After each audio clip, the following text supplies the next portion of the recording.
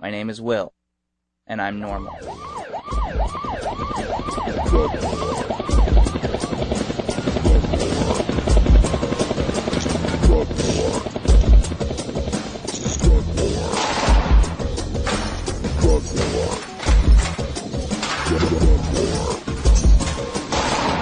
One of the most disturbing elements of the Prohibition war is how it's made police the enemy of otherwise law-abiding cannabis consumers.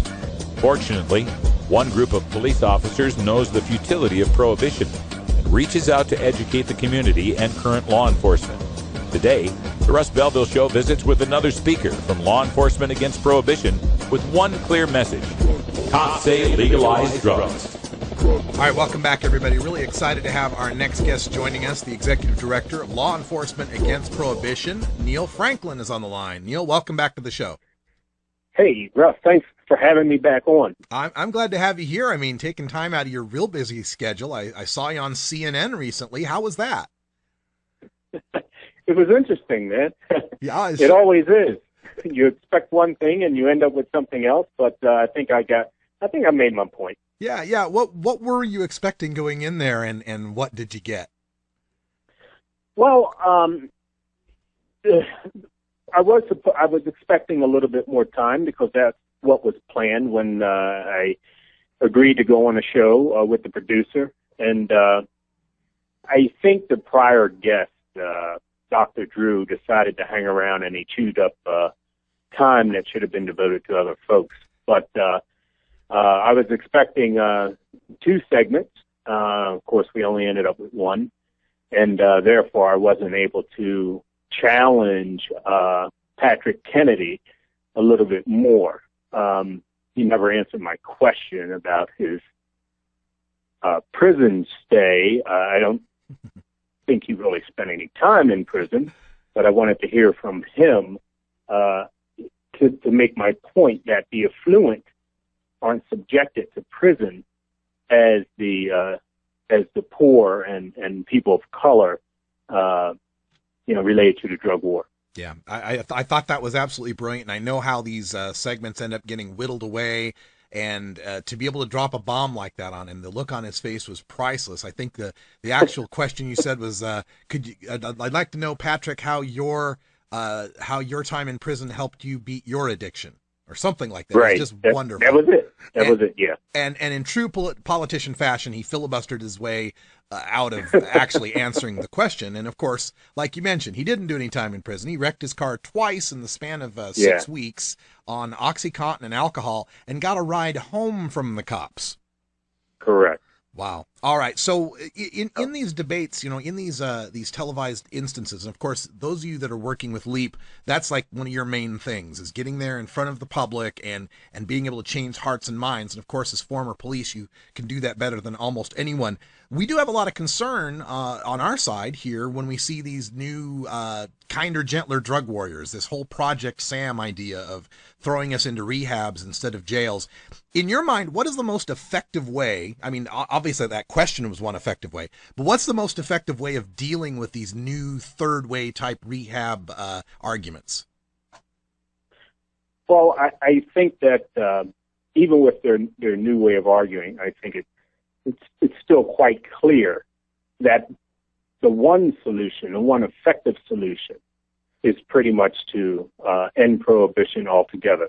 Even with what they were saying, even if they were to go as far as decriminalization, and that's kind of like what they were saying, they're saying, we agree with you, we shouldn't be putting people in prison, you can't arrest your way out of this thing, blah, blah, blah, even though they didn't say decriminalization. But many people forget that alcohol prohibition was, in fact, decriminalization. It was only illegal to manufacture, transport, and to sell booze. It wasn't illegal to drink it. It wasn't illegal to consume it or possess it. And they still saw the need, because of the violence within our communities, because of the dangerous alcohol that was being distributed within our communities, bathtub gin and what have you. After 13 years, they felt the need. We need to end it. They had to end alcohol prohibition. So I just want people to realize that, to decriminalize marijuana and other drugs in this country, it's the same as alcohol prohibition. So, I mean, there's only one clear answer. That's to end it. That's to develop forms of regulation and control. I think we can learn from alcohol of some of the roads not to travel down. And so, you know, again, folks like Kevin Sabet and Patrick Kennedy, they have a vested interest in maintaining this drug war. You know, whether it's, well, Kevin Sabet, he's a consultant. He makes a lot of money taking the position that he takes. There's so much money being made, billions of dollars being made in treatment, but more so in drug testing. And that seems to be where these people float, you know. So, you know, I just think we just have to keep making the case to end prohibition altogether, because that's the only way that we're going to keep people out of prison. That's the only way we're going to stop the violence in our neighborhoods. There really is no in-between. You know, we've tried for years to ramp up our treatment and education. Don't get me wrong, we still have to do that. That's our main focus, treatment and education. But the bottom line, at the end of the day, we got to stop putting people in prison, and we got to end the violence in our neighborhoods. And the only way you can do that is to legalize it. You know, with that comparison to alcohol prohibition being kind of a decriminalization, one could say that alcohol prohibition was a market prohibition. It was a prohibition not on alcohol, but on the alcohol market. And in a similar way, I think these Project Sam types want to maintain drug market prohibition, but they're a little squishier on the whole possession thing. They're willing to go a little lighter. Would you agree with that? Yeah, Russ, I do agree with that. I think you hit that one. I think another piece of it is that, you know, they've been pushing so hard at this for years to maintain prohibition, you know, and coming at it from this, what about the kids? You know, we need to do, you know, whatever we got to do to keep marijuana and other drugs away from our kids. And, you know, they've been taking this strong position for so long. You know, it's not easy to say, gee, you know what? We were wrong about this.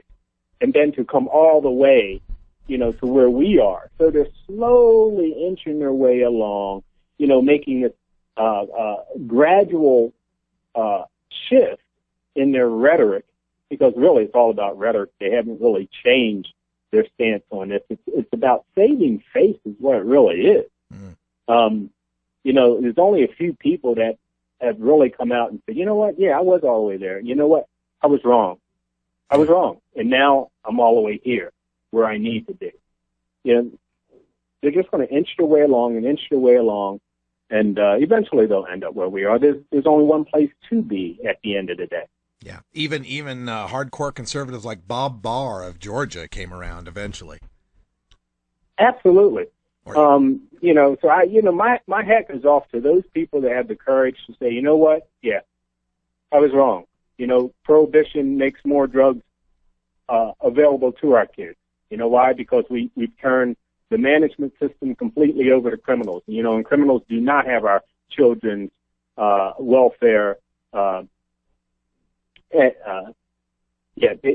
do not care about our children's welfare. Yeah, absolutely. You know, to them it's about making money. And if I got to hire kids to sell drugs to other kids, that's what I'm going to do to make my money. Oh, and especially that's the system. That's the system that these folks have embraced. Yeah, and especially a system where juveniles get prosecuted less harshly. You know, you reduce the risk.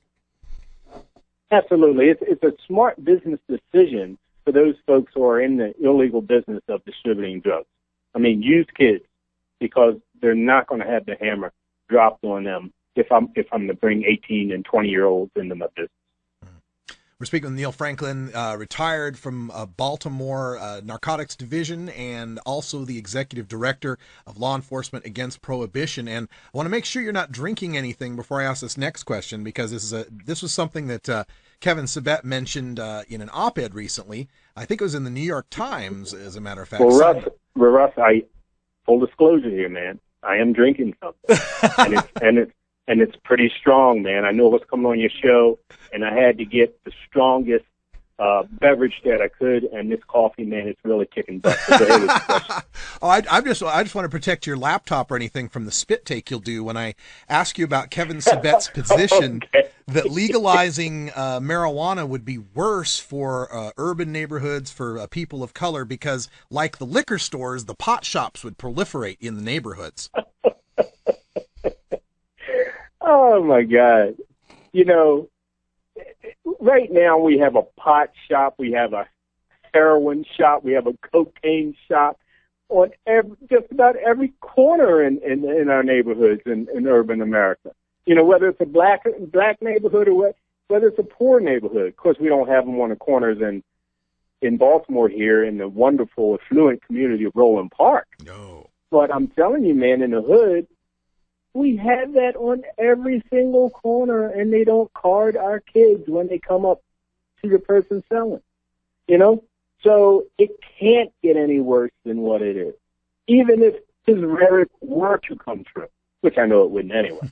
But even if it were, it can't get any worse than what it is. Right, right. I can't imagine that mothers in the city are more worried about the pot shop on the corner that checks ID than the guys in the corner that are shooting it out over the turf. But remember now, alcohol, you know, has been socially accepted by us for since, as he put it, almost the beginning of time. You know, I think he even referenced, you know, the Bible and so on. Like, cannabis hasn't been growing before we started using alcohol. What's with him? Yeah, it's that culture argument, which I kind of welcome the culture argument because then we can say, oh, so it really isn't about how harmful the drugs are. It's about how popular they are, how long-term they are. Well, cannabis has been used popularly here 1611 for hemp, 1840 for medical, 1900s Cab Calloway, Louis Armstrong for recreational. How much more time do we need? Yeah, I guess what he was saying is this is a cult. Is it a culture war then that we had? Yeah. I mean, what's interesting, he even did say, you know, that it's a war on people, and that, you know, what, 2 years ago, 3 years ago, he wouldn't have said anything like that. So as I said, they're slowly changing their rhetoric. You know, now it is a war on people, according to them. And it's a war on people in more than one way, not just by incarceration, but it's a war on people because their neighborhoods have been and continue to be devastated. You know, it's a war on people because not just is it difficult for them who have been arrested to get jobs once they are out of prison, but there are no jobs available in their neighborhoods because of the violence that's generated from the drug trade. Businesses will not invest in many of these communities. Mm-hmm. And it's, you know, at every turn, we've got significant problems from prohibition. Whether we're talking jobs, whether we're talking health, whether we're talking education, whether we're talking crime. Baltimore, over the past 6 days, Russ, has had 10 homicides. Actually, 8 of them occurred just over the past weekend, and I think they're now up to 28 shootings within that same time span. So the police department, they gather the troops, they go out in the streets, they make a few drug arrests. You know, they have their press release, they do their dog and pony show on TV, but at the end of the day, those arrests that they've made, those spots have already been filled, you know, and business goes on. So the shootings will continue, the murders will continue, and you know, I don't know. It's so frustrating at times, but I am happy to see the progress that we are making little by little. And at the end of the day, we're going to get there.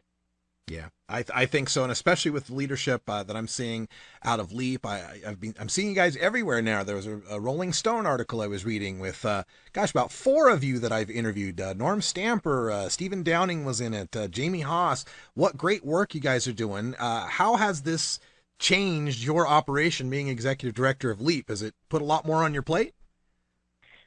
Oh, yeah, it's put a lot more on my plate, but I've been very fortunate. Let me talk a little bit about what you just said is how you've been seeing, LEAP speakers all over the place. One of the best things that ever happened to our organization recently to make this happen, to facilitate this, is a guy by the name of Mike Smithson. And I got to say something about Mike right now.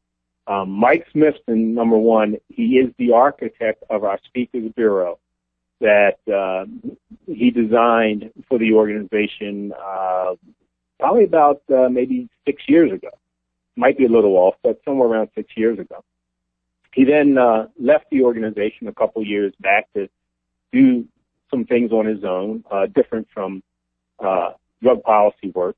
And he recently came back to the organization in January. We were fortunate enough to have him come back. And he has been on fire organizing our speakers, bringing new speakers into our ranks. The organization is growing like crazy, largely in part of Mike. And unfortunately, a couple weeks ago, Mike has taken ill. And he's in the hospital right now, but you're not going to believe this. Mike is in the hospital with his laptop in his hospital bed alongside of his cell phone. And he hasn't broken stride. This is the type of passion and dedication members of this organization have. And that's why we've been able to do what we've been doing over the past couple of months and putting our speakers out there. And we know as we continue to grow and to continue to put our speakers out there, we're going to bring an end to this. And we're going to continue to bring more law enforcement folks into our camp to make this happen. I agree. It's coming. So Neill Franklin with Law Enforcement Against Prohibition. Cops say legalizedrugs.com, or just go to leap.cc for more information. Anyone can be a supporter. If you're past law enforcement, you might even become a speaker. Neill, thanks for joining us, and keep up the good work. Russ, thank you, and I love you, man. Love your work. Thank you for all that you do. I'll see you soon, I'm sure. Okay. Bye-bye. When we come back, we got Anna Diaz from Normal Women's Alliance to talk about a fundraiser for the Southern Oregon 4. Stick around.